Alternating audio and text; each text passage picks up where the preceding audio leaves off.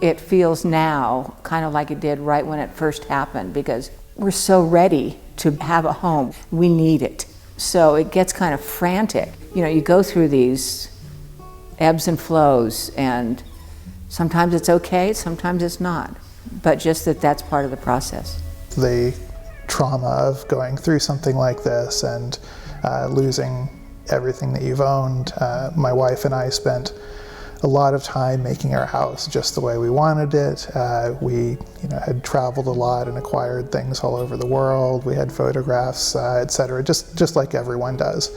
And so that part of it was very difficult. The loss of personal possessions, the loss of your family, because that's what was in the possessions that you care about. On October 8th, we had no idea that we would be rebuilding a house. We had no idea that we would have to be making and remaking a lot of really large decisions. All of a sudden being thrust into a position where you have to make sort of big financial decisions, big lifestyle decisions. You know, are we going to stay in Santa Rosa? Are we going to rebuild in the same location? Et cetera, et cetera. Having to confront all of those decisions and not exactly being in the best mental space to do that, to say the least, I think that was really difficult. We found out early on that we were hugely underinsured, and that's kind of a big part, is like what we're having to give up to actually have a home. And it's our contents, it's our savings, it's all our retirement. We're using everything we have. You know, it's a changed life. We just wanted some ideas of where to go to get help.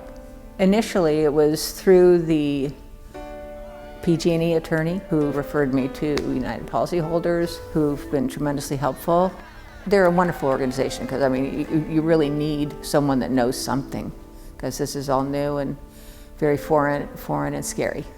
Amy and Emily have both done a great job of putting these things together and leading them in what I suspect are not always the easiest situations. Everybody at UP has been great, and we really appreciate it.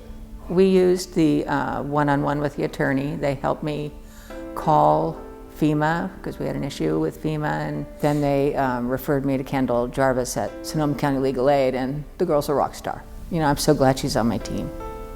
So that's just been amazing, and I attribute that relationship to United Policyholders. There were a lot of speakers that had particular expertise, and those were really great. A fellow that stuck with me was a gentleman from Colorado who I think was a contractor out there and had lost his house, and instead of offering particular expertise, and he did offer some of that, his advice had more to do with sort of bucking up and, kind of steeling yourself to get through it. And maybe in the particular place I was at the time, that resonated with me. In 2012, we had something called the Waldo Canyon fire in Colorado Springs.